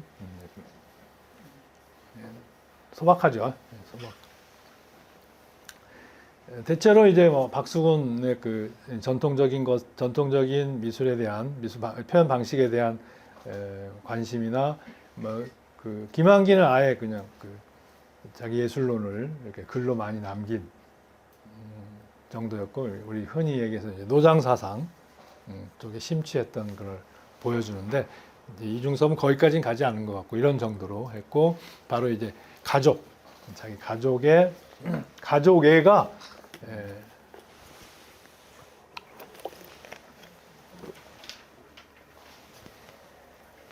그냥 같이 살았으면 이랬을까 하는 생각. 네? 안 그랬어. 같이 살면서 그럴 수 있을까요? 그랬을 수 있을 것 같아. 이중섭의 그 기질이나 성향으로 보면. 그 나를 여기다 대입시켜 보면 이건 좀 약간 가식 같기도 하고. 따로 살았어요. 따로 살아서 네. 그랬을 것 같아요. 평생 그 꿈 중에 결혼하고 꿈 중에 하나가 이제 주말 부부를 한번 해보는 거였는데 평생 한 번도 못 해봤어요. 아무튼 이런 그 편지지에 그린 스케치가 이제 유화로 그려진 거죠. 소를 끄는 가족을 끄는 자기 자신의 모습, 그 다음에 희망에 차 있고 거기에 이제 그 젖가슴을 드러낸 이제 마사코, 그 다음에 빨가벗은 큰 아들, 둘째 아들이나 뭐 하여튼 비둘기를 들고 있는 큰 아들 이렇게 해서 이제 하여튼 행복의 나라로 가고 싶은 이중섭의 소재죠. 이거는 이제 이건희 컬렉션에 있었던 소, 붉은색 배경에 이제 황소라고 하는데 황소라기보다는 그 무늬가 있는 생무늬가 그러니까 거무튀튀한 무늬가 있는 칙소라고 그래요. 칙소.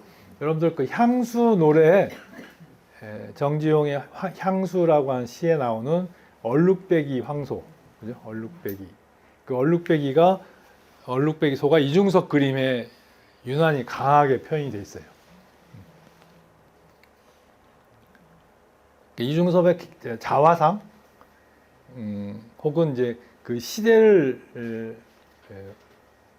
그 울부짖는 표정, 뭐 이렇게 이제 해석하기도 하는데 어쨌든 이중섭의 자화상 쪽이 더 맞을 것 같습니다. 그죠? 그래서 소를 여러 마리 그렸는데 그 중에 이제 대표작이 조금 좀 여러 가지 소 중에 지금 홍익대학교 박물관에 있는 이 흰소가 가장 대표작. 이 흰소에 비하면 이 나머지 소들은 약간 조금 거시기 하는 뭐 이런. 그래서 뭐 논쟁도 좀 있고 지금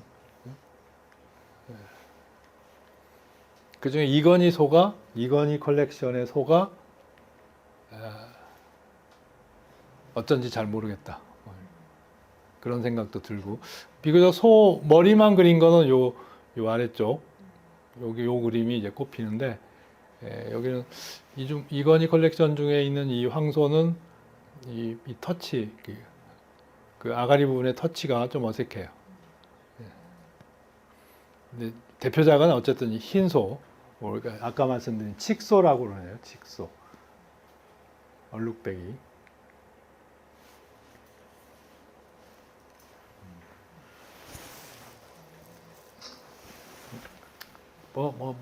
특별히 설명할 거 없이 죽여주죠. 오른쪽 앞발을 탁 들고 이 진행하는 듯한, 앞으로 나가는 것 같은 그런 자세로 그려진 표정은 우리 고구려 고음복화의 청룡백호도의 이미지를 떠올리게 하고, 그 다음에 이제 여기 붓질 있죠. 검은색 그 얼룩배기 그 검은색 바탕 선과 하얀색 이 선, 꼬리 부분에, 그 다음에 발목, 그 다음에 이런 그 뒷다리, 그 넓적다리의 모습, 이런 얼굴 표정, 이런 게 이제 굵은 붓으로 그리는 이 필세가, 그죠? 필세가 서예 붓질, 서예. 전통적인 수묵화나 이 서예의 필획 같은 그런 느낌을 줘요. 그 서양화, 유화를 우리 붓으로 그리는 그런 방식을 자기 감성을 이렇게 쏟아내면서 만들어냈다고 보죠. 그래서 저는 요 추사체, 추사 김정희의 글씨에 이 필획선이 이중섭의 이 필획선하고 이렇게 통하는 것 같습니다. 그죠? 지금 요 아래 이제 이 추사 글씨 중에 특히 추사체의 특징은 예서를 기본으로 하고 있으면서 바로 이제 이미지 글씨체예요. 지금 요게 요 아래 코가 이렇게 꺾여 있고 한 이 네 개 필선이 가 있는 요 모양이 코끼리 상자야. 코끼리. 그러니까 코끼리의 이미지를 문자로 이렇게 만들어낸 거죠. 이 선맛이 이중섭의 붓선하고 이렇게 통하는 것 같습니다.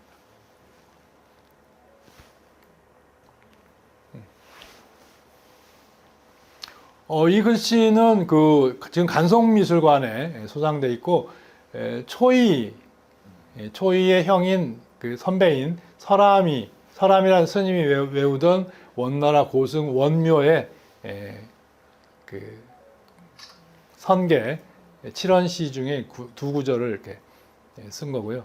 소와 관련된 그런, 코끼리와 관련된 그런 글입니다.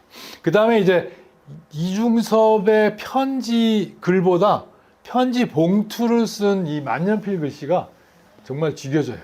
그죠?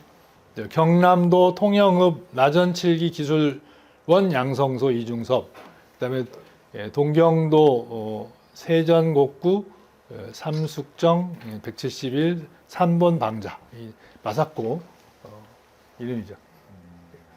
추사체 이 막 힘이 이중섭에게 온 거야, 그죠?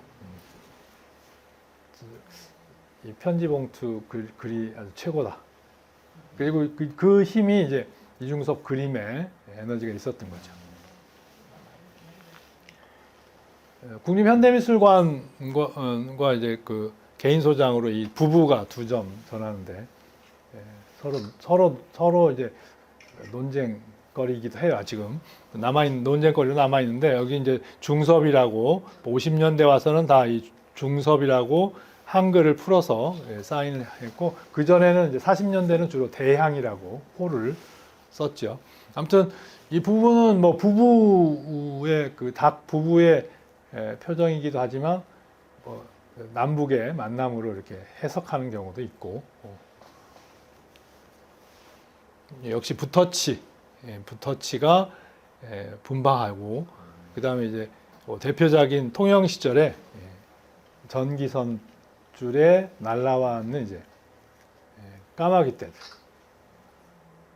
노란 보름달이 뜰 때 이 가족이 모이는 거예요. 그죠? 전기선 줄로 가족이 모이는 장면인데 저는 이 그림 보면 뭐 손바닥 두 개만 하지만 이 요 까마귀의 이 눈이 다 노란물이 들었어요. 노란 달물이 들어가지고 그 투명하게 달과 교감된 그리고 교감돼 있고 여기 선묘들이 역시 아까 수묵 서체나 예서체나 이 전서체 같은 글씨 쓰는 분맛 이게 이제 이중섭의 표현 방식의 특징, 회화적인 특징으로 이렇게 얘기할 수 있겠죠. 가족이 모이는 거죠. 계속 이 가족과 관련된 소재 그림들이 중심을 이룹니다.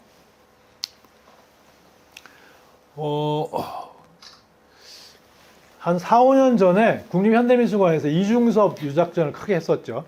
탄신 100주년 기념? 탄신 100주년 기념으로 전시했었는데 그때 조선일보사가 이제 주관사가 돼서 앙케이트 조사를 했었어요. 그때 전시 오는 사람들에게 했었는데 이게 1등 이중섭 그림 대표작 이중섭 그림의 가장 좋아하는 그림 1등으로 꼽혔네요. 우리는 상식적으로 다 소그림일 거라고 생각했는데 세상이 바뀌었나 봐요. 그죠? 세상이 바뀌어서 상당히 이 서정적인 그림을 좋아했습니다. 이것도 통영의 봄 풍경 같아요. 봄에 이제 겨울에 이제 통영으로 이전해 와서 봄을 통영에서 보냈는데 54년까지 보냈는데 바로 여기 이 복사꽃이죠. 복사꽃에 흰 비둘기가 꽃이 핀 가지에 앉았어요. 날라와 앉으니까 꽃잎이 수두둑 더 떨어지죠. 거기 놀라서 노랑나비가 날아가고 청개구리가 한 마리 가지에 붙어 있어요. 떨어지지 않으려고. 그죠? 아니면 뭐 전형적인 봄의 서정을 종이에다가 유화로 그립니다.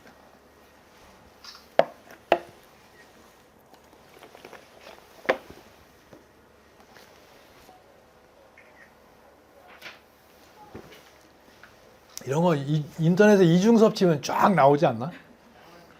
잘 다 나오잖아요, 요새는. 그죠?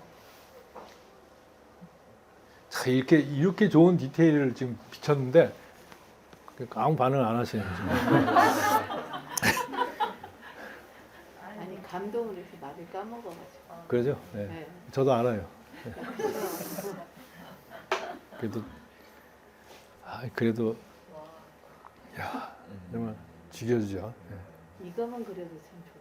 이것만 딱 잘라도 와 천재네요.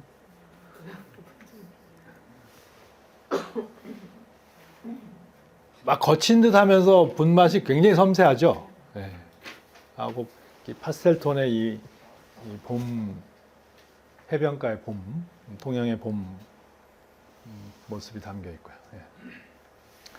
통영에서 이제 서울로 7월달에 여름에 이제 그 여름에 올라와서 누상동의 그 고향 후배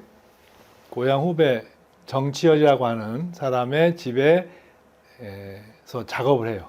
지금은 유기봉이라고 하는 분이 사는데 이거 개인 정보네. 지금 이 골목으로 들어가서 이거 찾는데 한 5, 6개월 이상 걸렸어요. 통장도 모르고 반장도 모르고 동사무소에서도 물론 모르고 종로구청에서는 아무 관심이 없고 아무튼 저는 언제 찾으셨는데? 2011년, 12년 이때. 그래서 하여튼 옛날 번지가 없어져 버렸어요. 새로운 번지로 바뀌면서 옛날 번지가 이미 옛날에 없어졌나 봐요. 그래서 하여튼 마침 분필로 쓴 옛날 번지가 하나 남아 있어 갖고 이 골목을 들어가서 찾았네요. 그때 마침 그 안부인이 서예를 하고 또 이중섭이 살던 데라고 알고 있더라고요. 그래서 촬영도 하고 그랬어요. 그러면 이중섭의 그 누상동 작업 공간을 사진으로 찍은 사람은 유일하게 저만 있을 것 같아요. 말만 글만 다 썼지 아무도 안 가봤어요. 저는 가봤어요. 예? 내부는 못 봤어요. 그 일제 시대 건물이에요. 그 목조는 일제 시대 목조가 그대로 남아 있어요. 관리도 잘했고 2층이 딸방인데 이 딸방에서 2층에서 작업을 했어요. 그래서 이제 한 근 1년 작업해서 전시를 했죠. 근데 지금은 요 집들이 다 연립주택들이 다 들어서 가지고 답답한 공간이 되는데 여기 만약에 이중섭이 살았던 시절로 그냥 돌아가 보면 여기서 남산이 쫙 보여요. 피륜대 언덕 넘어 남산이 한눈에 쫙 보이는 그런 좋은 2층 공간이에요. 그래서 55년 1월 달에 이제 드디어 미도파 화랑에서 이중섭 작품전, 이중섭 글씨죠. 작품전을 했고, 이때 이제 시인 김광균, 그리고 화가 김한기가 평을 써줬어요. 평을. 김한기가 이중섭 형은 용하다. 용한 걸 갖고 있다. 천부적으로 타고난 화가라 부러워한다. 이런 글을 썼고, 이때 이제 전시 작품 목록이 45점 있었는데, 참 그림이라도 몇 점 흑백으로라도 좀 인쇄를 해놨으면 얼마나 좋았겠어요. 그죠? 제목만 쓰고 참 가난한 시절에 작품이 하나도 사진으로 안 남아 있어요. 그러니까 아카이브가 안 돼 버렸어요. 그죠? 여기서 이제 뭐가 나올 소지가 커. 유작 그림들이 이제 많이 생산되게 하는 요소가 되죠. 어쨌든 45점 중에 그림이 몇 점 안 팔렸어요. 몇 점 안 팔렸고 몇 점 팔린 것도 돈이 안 들어왔네요. 그죠? 입금이 안 되는 거예요. 그때 그 시절에. 그래서 개인전을 앞두고 이중섭은 흥분해갖고 아들한테 보낸 편지에 그림을 팔아서 돈이 되면 자전거를 사서 보내마. 그런데 그게 실패로 갔죠. 거기다 두 번째 충격은 전시 기간 중에 충격은 남대문 경찰서에서 와가지고 아까 빨가벗은 아이들의 성기 희롱과 이 누드 그림들을 다 철수하라고 그랬어요. 이 미풍양속을 해친다. 이제 그런 시절이 있었네요. 그죠? 그래가지고 결국 이제 아들한테 자전거 못 사주는 충격으로 그러니까 내가 그림을 그려서 내 노동을 통해서 만들어낸 작품이 돈으로 환산이 안 되는 걸 보고 자기는 인간으로서의 자격을 잃은 걸로, 그래서 밥을 먹어서는 안 될 존재로 이렇게 자기를 규정해. 그래서 거식증에 걸립니다. 거식증. 그리고 이제 밥은 안 먹어도 또 술은 드셨겠죠, 그죠? 그래서 하여튼 신경증하고 이제 간에 이제 손상이 왔겠죠. 그래서 이제 세상을 떠나게 되죠. 이때 이제 박명록의 한묵, 이 전시의 실패로 이제 누상동에 있기 힘드니까 한묵이 있던 정릉으로 들어가서 좀 있었고, 그 다음에 신촌 쪽에 나와서 친척집에 잠깐 있었고, 그리고 이제 방랑을 했던 것 같고요. 그 다음에 이제 그 사이에 이제 시인 구상이 이제 대구로 그 전시를 또 초치를 해서 한번 팔아보자. 그런데 이제 서울에서 안 팔린 그림이 이제 대구에서 안 팔렸겠죠. 그죠? 그래서 어떤 뭐 동서봐 오늘은 뭐 색동저고리 입었거나 뭐 한목이 쓴 글씨고 한목이 그린 이중섭의 이미지 같아요. 예. 그때 이제 이 정신과 치료를 이제 받게 됩니다. 그래서 이 유석진이라고 하는 정신과 의사의 치료를 받은 자료들이 소개가 된 적이 있었어요. 우리나라 최초의 뭐 그림 치료 형태를 그림 치료를 했다고 하는데 이중섭이 화가니까 시도를 했던 것 같아요.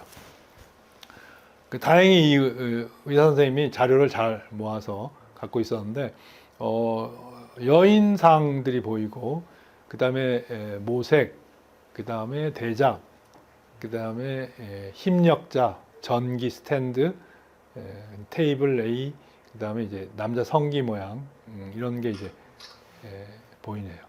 그 중에 핵심이 바로 이제 남자 성기 모양의 그 표현하고 힘과 전기 해서 이제 이런 역시 그 남자 성기 어떤 성적 에너지가 한창일 때죠, 그죠? 30대니까 30대 후반이니까 그 시절에 이제 이중섭의 모습이죠.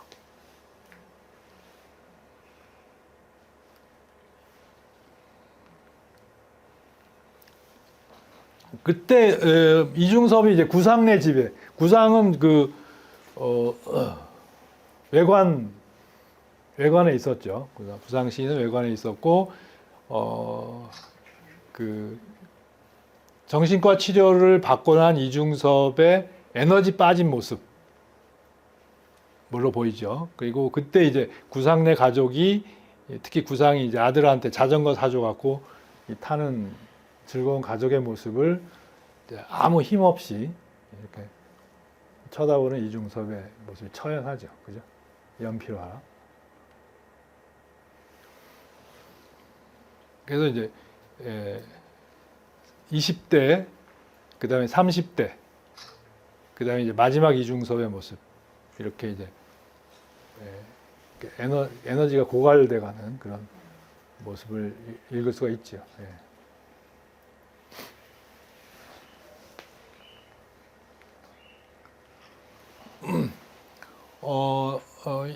절필작 마지막 그림으로도 이제 거론하는데 돌아오지 않는 강이라고 하는 제목을 쓴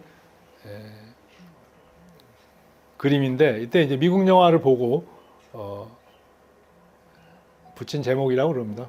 비둘기가 보이고 아이가 힘없이 창에 기대 있고 뭘 기다리고 있고 아빠를 기다리는 그 다음에 이제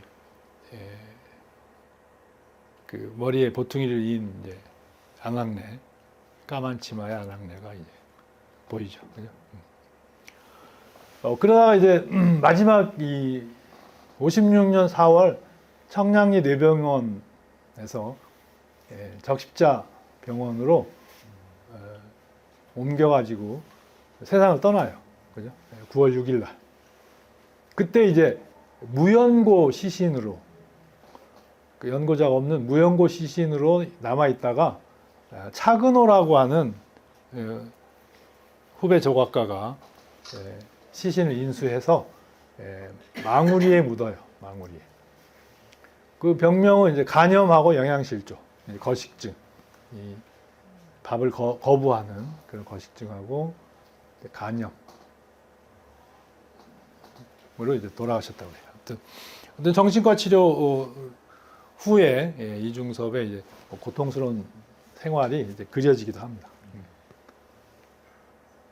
그래서 조각가 차근호가 이 비석을 만들어서 오석으로 검은 돌로 비석을 만들어서 여기 이중섭 두 아이 그림을 이제 그려가지고 대향 이중섭 화백 묘비 이렇게 이제 묘비를 세웠네요. 57년에. 이건 독립된 묘로 묘역을 잘 만들어 놨어요. 그래서 이 묘역에서 바라보면 여기 이제 안산, 인왕산, 그 다음에 북악, 백악, 그 다음에 이제 보현봉, 그 다음에 이제 삼각산 이렇게 산등선이 쫙 이어져요. 멋있어요, 그죠? 바로 이제 이중섭은 어디 있었어요? 여기 인왕산 아래 예, 누상동에 있었던 거죠. 예. 그런 우연히 잡았는지 일부러 잡았는지 모르겠는데 어쨌든 그런 풍경이 잘 또 연결이 되네요. 그러니까 지난번에 우리 청전하고 소정하고 묘비가 그림하고 이렇게 딱 수평구도와 수직구도가 이렇게 쫙 맞는 그런 것처럼 희한해, 그죠? 묘소도 그 사람이 살았던 그런 삶의 형태 이런 것들이 를 이제 읽을 수 있는 장소가 이렇게 딱하니 묘터로 잡힌 것 같습니다.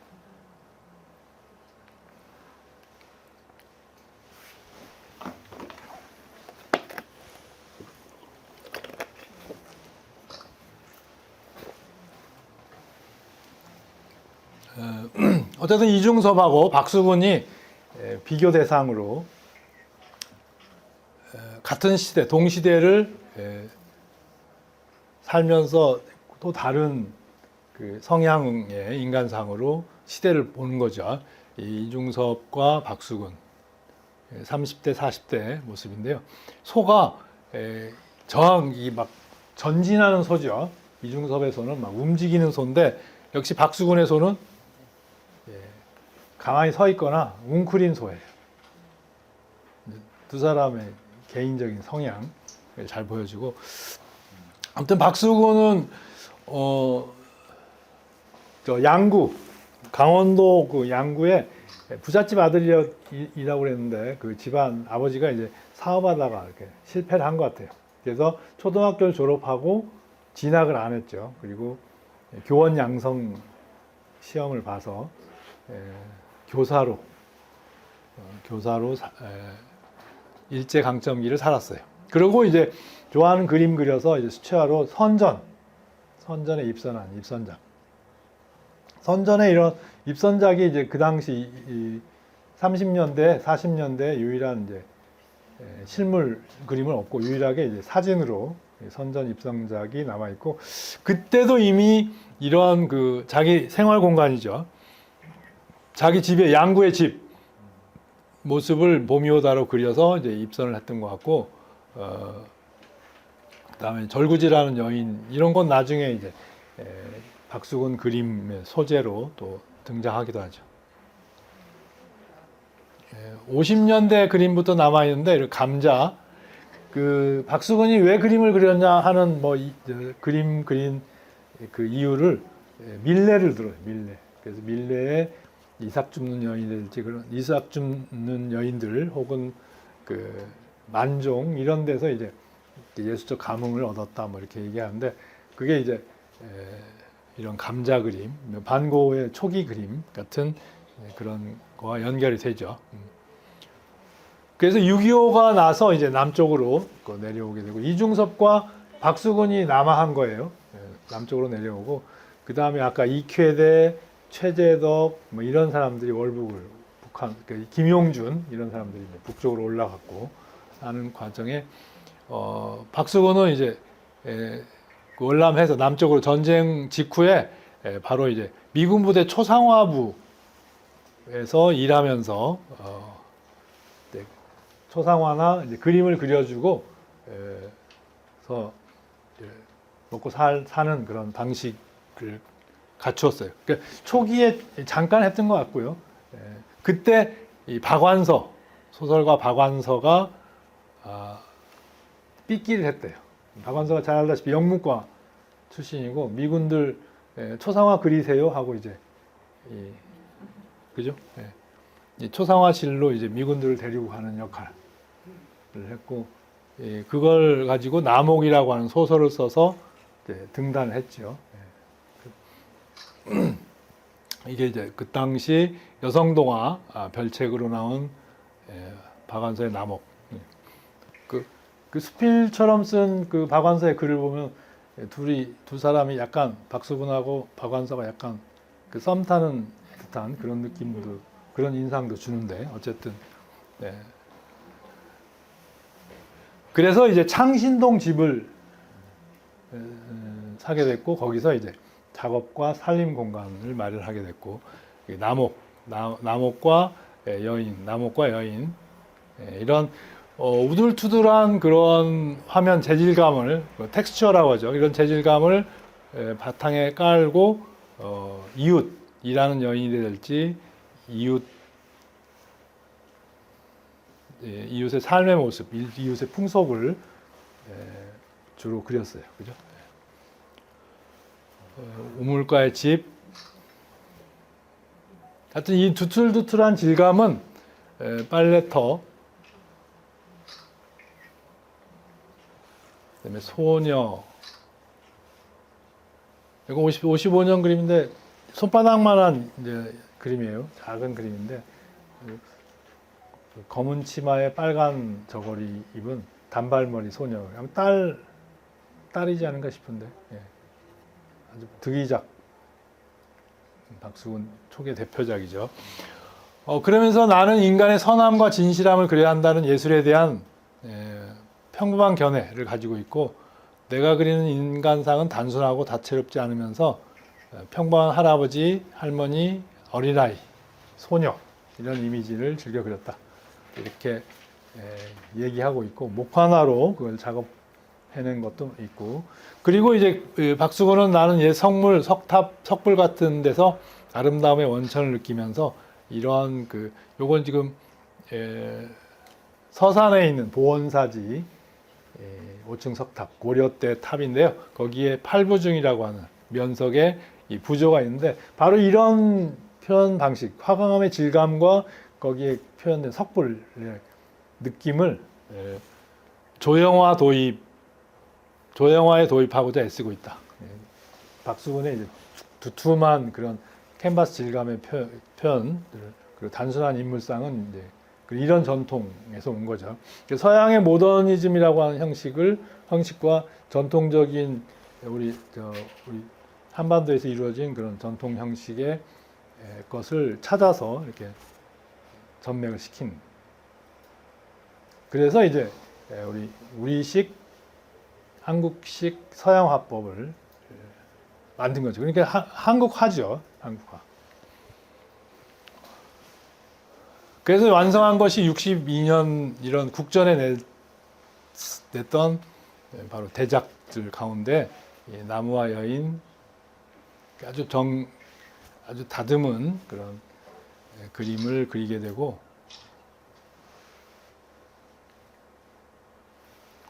유명한 고목과 여인 그래서 큰 고목에 작은 인간 그 다음에 청계천변의 판잣집들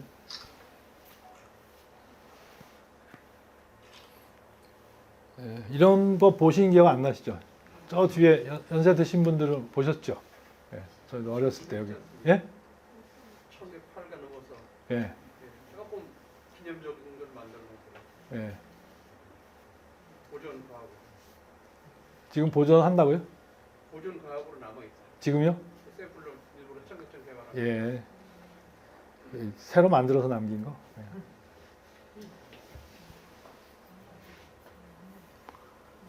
또 잘 남겼으면 이 세계적인 이 건축 개념으로 이 재해석이 될 텐데, 그죠?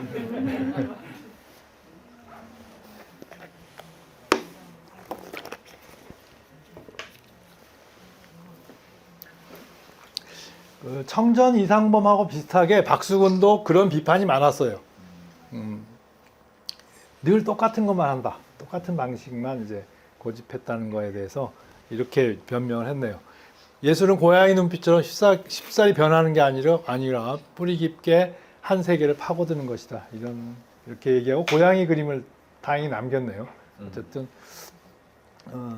청전 이상범이 서양화 모던 스타일을 한국화로 정착시킨 박수근에 해당된다면 소정병관식 이중섭은 소정병관식의 모습을 연상케 하는 그런 걸 보여주네요.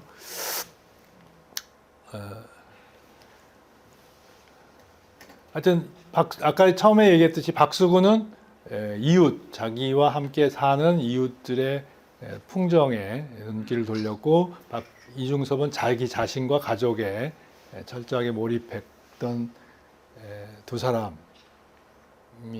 상당히 대조적이면서 우리 20세기를 이끌었네요. 그러면서 박수근은 아주 정적인 자세와 표정을 그리고 이제 단순화를 통해서 이루어냈고 박수근은 아주 정말 현란한 필치죠. 움직임이 큰 필치를 통해서 이제 자기 세계를 이루었고 이래서 이제 한국화가 된 거죠. 20세기를 대표하는 한국화가 된 거예요. 근데 이 두 작가 이런 작업을 보면 그 당시 우리하고 비슷하게 살았던 동아시아, 중국이나 일본의 눈을 돌려보면 세상에 이런 작가가 있어요, 없어요? 없어요. 그죠? 그럼 서양에, 유럽에 없어요. 그죠? 그러니까 아주 장한 거네요, 사실. 여기에다 이제 수화 김한기가 본격적으로 모더니즘과 전통미. 이중섭은 50년대, 56년에 돌아가셨고, 박수근은 65년에 돌아가셨고, 김한기는 74년에 돌아가셨어요. 각자 10년씩 더 살았어요. 그죠? 그러면서 이제 김한기에게 보다 현대화된 모더니즘, 추상 미술을 하게 만든 거죠. 근데 세 사람이 묘하게 이중섭은 들에서, 그죠? 박수근은 산에서, 그 다음에 김한기는 바다에서, 그죠? 평안도 들, 강원도 산, 그 다음에 전라도 바다. 그러니까 우리 한반도가 가진 지형의 그 전형을 거기서 이제 태어난 거죠, 그죠? 그래서 이제 이 한국적인 이미지를 이루었다. 이게 또 자랑거리죠. 만약에 세 사람이 다 서울서 나왔으면 별로 재미없었을 거예요. 근데 이 또 세 사람이 묘하게 다 어디하고 관련해? 종로하고, 그죠? 굉장하네, 종로와. 그래서 김한기는 보다 이제 도자기, 백자 항아리, 도자기 토기의 그 형태감, 색채감에다가 이제 에서 자기 현대 예술을 찾았죠. 민족 고유의 특징인 동시에 전통, 자연에 맡기고 자연과 합일된 자연한 형태와 색깔을 이제 무심으로 보고 이 달항아리를, 달을, 해를, 매화를, 새를 현대화했죠. 그러면서 이제 60년대 와서 산, 달, 바다 자연을 찾았고 이때 와서는 이제 상당히 이제 문학적인 취향의 제목도 영혼의 노래, 소야곡, 아침 메아리, 봄의 소리 이런 제목을 했고 역시 바다에서 태어난 소년의 그 블루가 이제 색채감의 주력을 이루게 되고 뉴욕으로 건너가서 이런 십자구도 컬러풀한 이 색깔을 바탕으로 한 추상주의로 이제 변환을 했죠. 근데 이 추상주의도 우리 쪽보자기 이런 보자기 전통 우리 할머니들이 했던 이런 보자기 느낌과 연결되고 그다음에 김한기는 요 풍물을 잘했어요. 꽹과리도 잘 쳤고 장구도 잘했고 특히 이제 징 뭐 이런 악기를 다 잘 다뤘다 그래요. 전형적인 십자구도 모습이고 우리 옛날 할머니들이 구성한 보자기. 우리 조선시대 할머니들이 다 추상화가야, 그죠? 추상미술가. 몬드리앙식 추상인데 몬드리앙이 아마 살아생전에 한국을 답사했으면 붓을 꺾었을 수도 있을 거예요. 그리고 이제 70년대에는 점 그림, 블루를 바탕으로 한 점 그림으로 이제 예술가의 인생을 마감하죠. 이게 지금 현재 우리 미술 시장에서 최고 비싼 값을 이룬 우주, 1971년에 우주라는 대작이죠. 두 개를 합친 대작. 132억에 2019년에 팔린 적이 있었는데 이 뒤로는 더 올라가지는 않네요.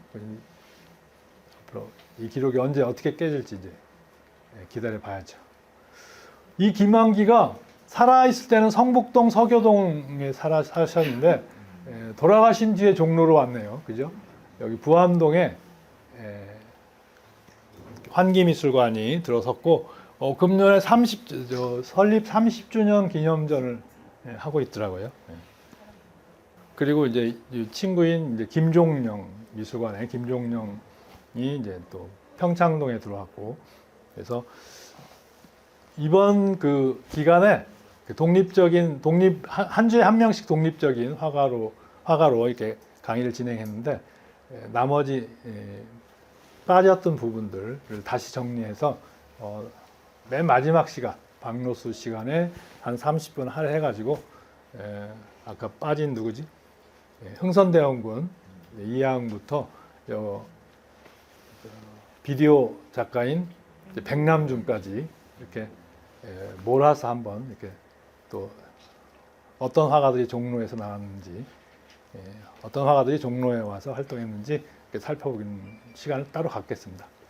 이때 이제 박수근 김한기는 다시 그때 자세히 얘기를 말씀드릴게요. 오늘 여기까지 하겠습니다.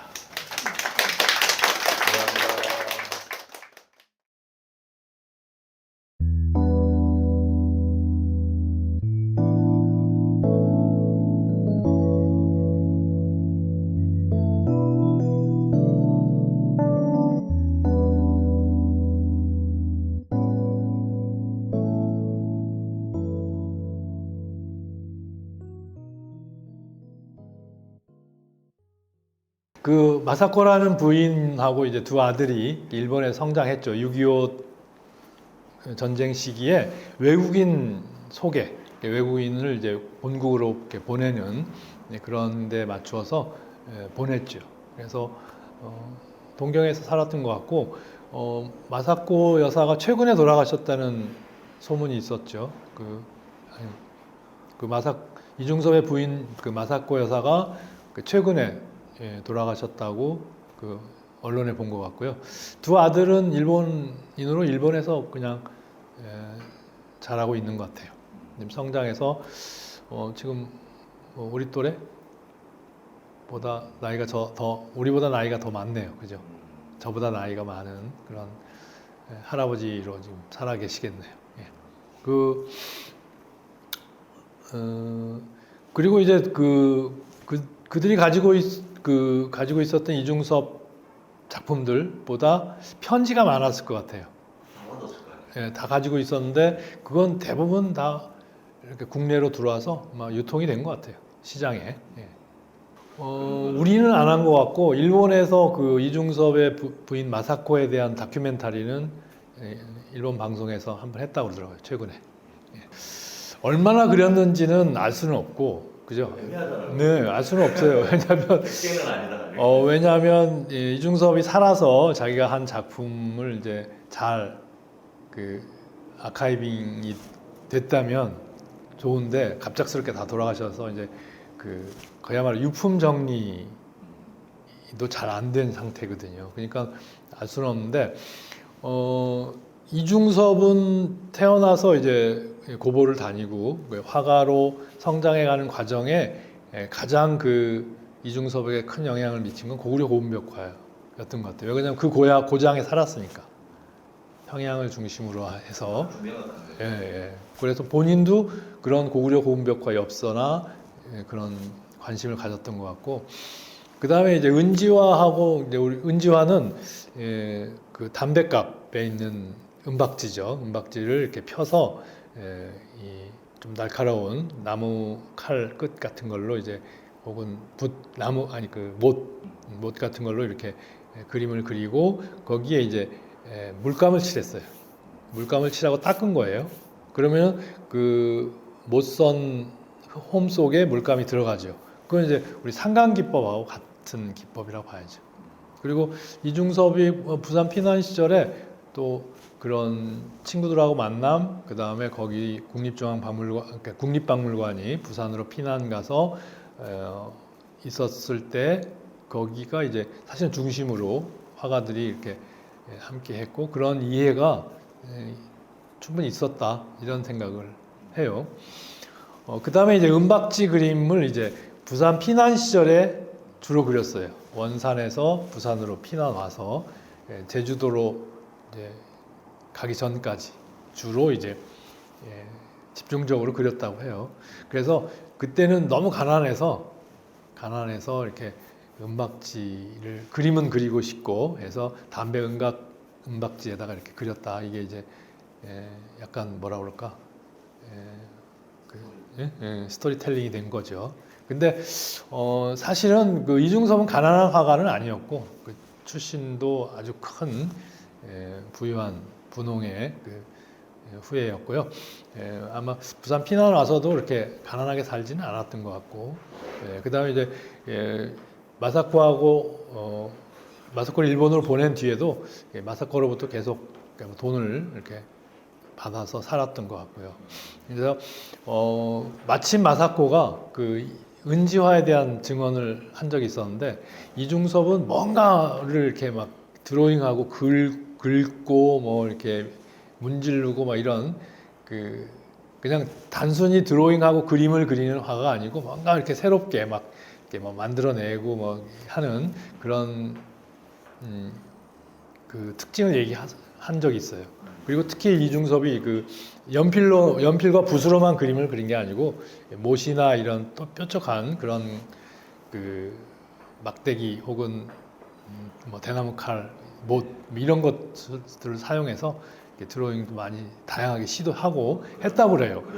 예, 그러니까 그런 속에서 이중섭이 그 은박지를 이제 아이디어로 이렇게 그림을 그렸던 거죠. 거기에 그린 거는 이제 대체로 아이들, 그렇죠?